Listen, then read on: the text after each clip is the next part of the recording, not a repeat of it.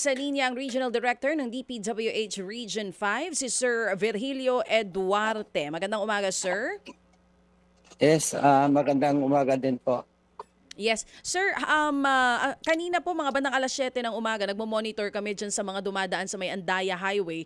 Patuloy pa rin daw po yung traffic na nararanasan nila sa area na yan. Gaano pa po katagal na kukumpunuin ito ng DPWH bago ito maisaayos? Lalo pa mas marami pa rin pong uuwi ngayong araw at sa mga susunod pa pong araw dyan sa area na iyan. Sa ngayon kasi yung sitwasyon dyan sa Andaya Highway, meron po tayo dyan na road slip na na-damage po siya nung kasagsagan ng Typhoon Christine. Mhm. Tapos yung sinundan pa ng Typhoon Pipito. Oo.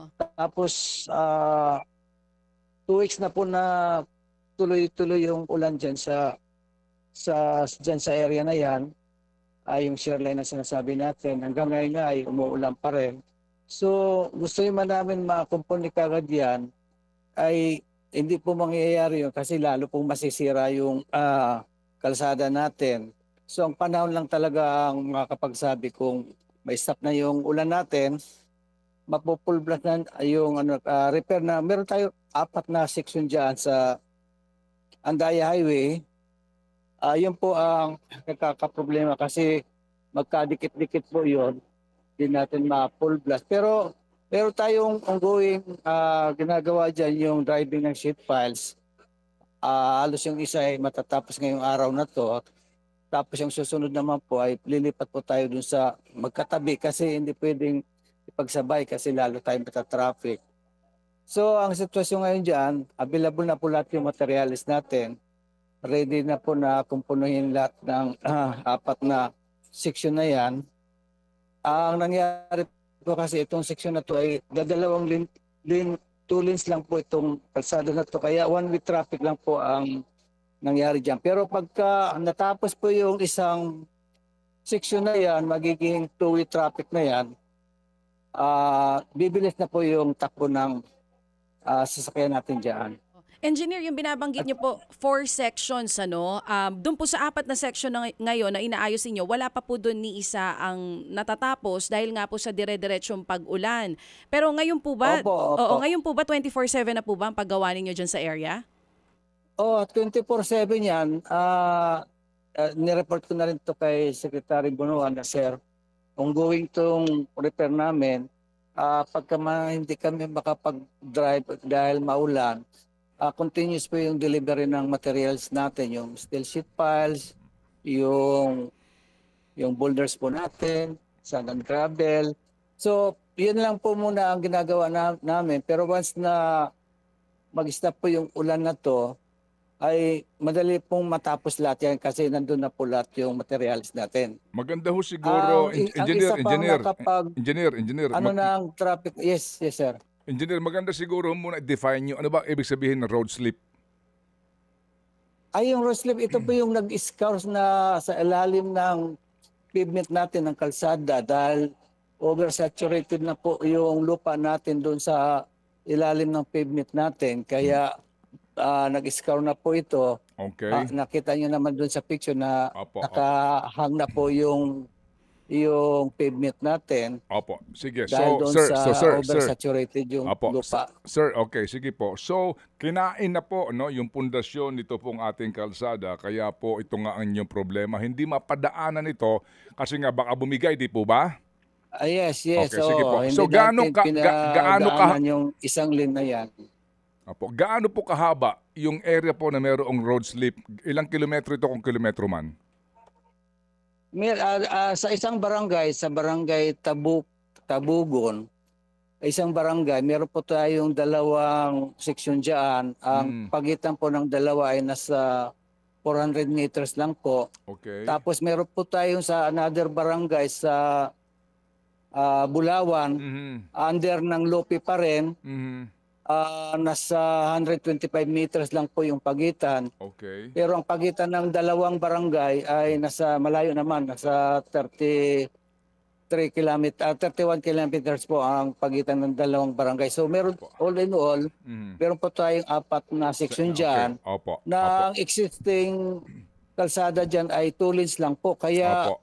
mas maganda sana kung 4 lanes na ito dahil continuous po ang traffic ng flow natin dahil meron pa Sige tayong po, matitira na 2 lanes na nasa gitna ito. Nangyayari, pagka naisarahan yung isa, one-way traffic lang po. Kasi ang existing po natin ay 2 lanes lang po. Engineer, tsaka natin pag-usapan yung proyekto ho ninyo na widening siya para maging 4 lanes siya na kasi po we have to deal Yes, with the yes. situation ngayon. Opo. As we speak now, asan ka po? Where are you now? Actually, karating ko lang ng Maynila kasi may meeting kami ngayon kay Secretary ngayong 10 o'clock. Galing po ako ng Bicol. Kanina lang po ako sumakay ng mga 6:45. So, Okay, kararating ko lang po ng Okay. Central Office kasi nga Opo. may pa-meeting po si Secretary Bunuan sa amin. Napuntahan mo na mismo yung area. Yes, oo. Kaya alam ko yung sitwasyon doon. Okay, that's good. Sige Opo. po. Sige, so sa ngayon, ang sitwasyon natin, temporary lang itong mga remedyo. Hindi talaga mag-o-open ng 2 lanes yan. Otherwise, yung 4 section na yun, baka bumigay. Matibay naman po yung ano natin kasi nag-drive po tayo ng seatbelts dyan. So once na natapos yun, magiging usable na po yung 2 lanes na yan. Hindi lang po Okay. 1 lane. So Sige magiging po. smooth na po yung traffic natin dyan. Okay, sige po. So sa ngayon po, engineer, na hindi ho masisiguro kung kailan po matitila ang ulan, sa inyo pong Opo, pagtansya, kapag tuloy-tuloy ang ulan na ito hanggang next week na, totally po hindi ito maaayos at magiging 1 lane lang talaga yan. Ngayon, ginagawa namin ng paraan kasi halos lahat ng sasakyan ay hindi na dumadaan dito sa Daang Marlica, which is nakaparallel po ito doon sa Andaya Highway. Okay. Ngayon po, ginagawa po namin yung, nakita nyo po yung bahay doon sa Labo na bumagsak yung bahay doon. Doon sa kabilang side na hindi na nag-erode, patatampakan po natin ng lupa yan. Okay. Pagka natapos yan, pinaparas ko pa yan. Okay. Pagka natapos po yan ngayong araw na to, bukas ay pwede nagdaanan Okay. yung sa Labo. So Sige meron na po. po silang Okay. alternate. Apo, may Kasi meron bypass. tayong alternate doon na local road. Ipakaalam nyo naman pagka local road, makipot masyado. Nirepair na po namin yan. Pero dahil ulan ng ulan, nandiyan yan naman yung mga potholes. Okay. So yun po ang nangyayari. Pero Sige po. continuous po yung patching natin kasi Okay. yun po yung alternatibong ruta Opo. para ma-decongest yung Andaya Highway. Okay, sige po. So sir, ito po, ilang kilometro ang traffic nito ngayon?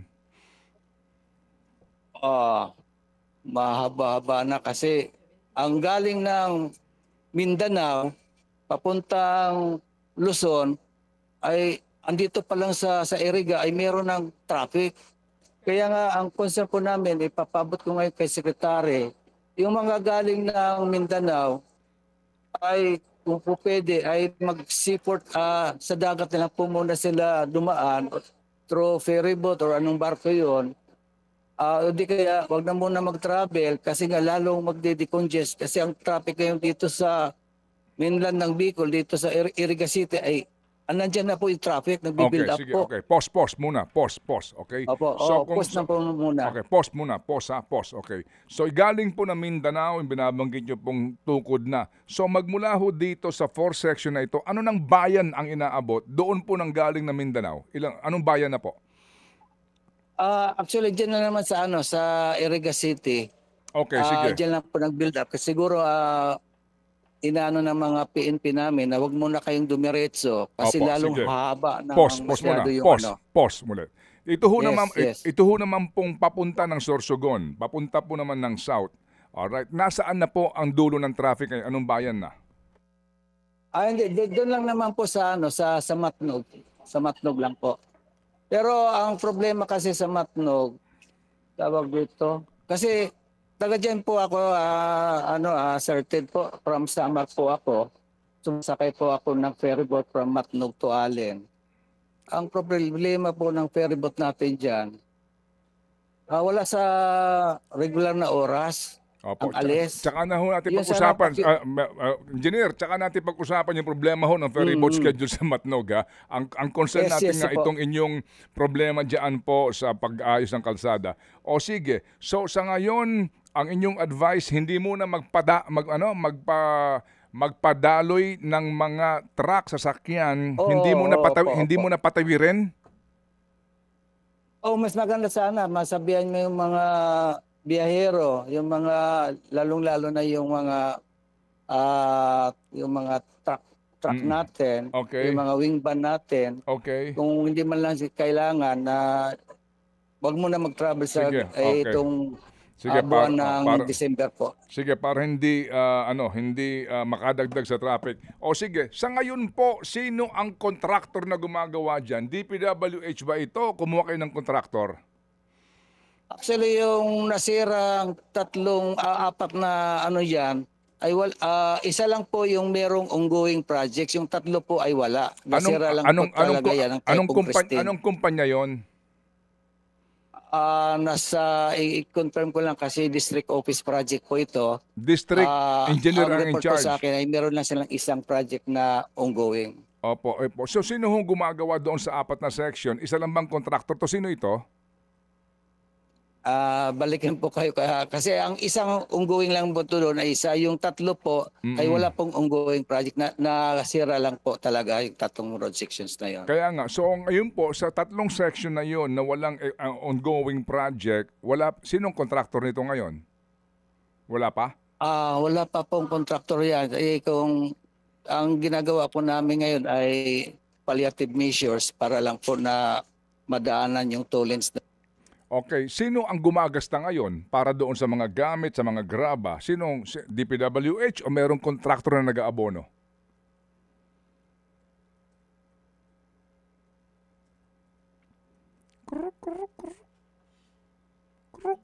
Hello, sir?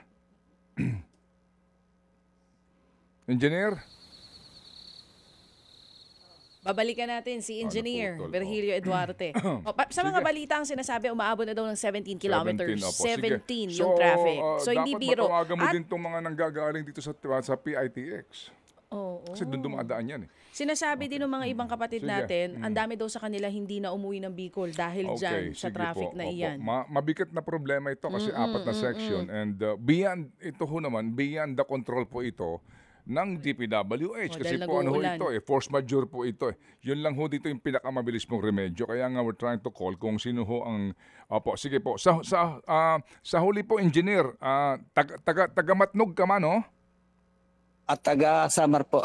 Sige, okay. So, Mano Engineer, sa ngayon na yung tatlong section, walang existing na project, sino nag-aabono Yes. sino ngayon na nag-aabono doon sa paggawa Kami po, ginagawa po namin by administration kasi we Okay. have available materials. Okay. So wala tayong problema doon sa materials. Okay, sige. Ang problema ng panahon, di ba? Yung weather. Okay? Yes, yung panahon lang po talaga, sir. Sige, okay. Damo nga salamat, Mano. Thank you po. Thank you, Engineer. Opo. Damulat lang ang salamat, sir. Opo, thank you. Si Engineer Virgilio Eduarte po ang direktor ng DPWH sa Region 5.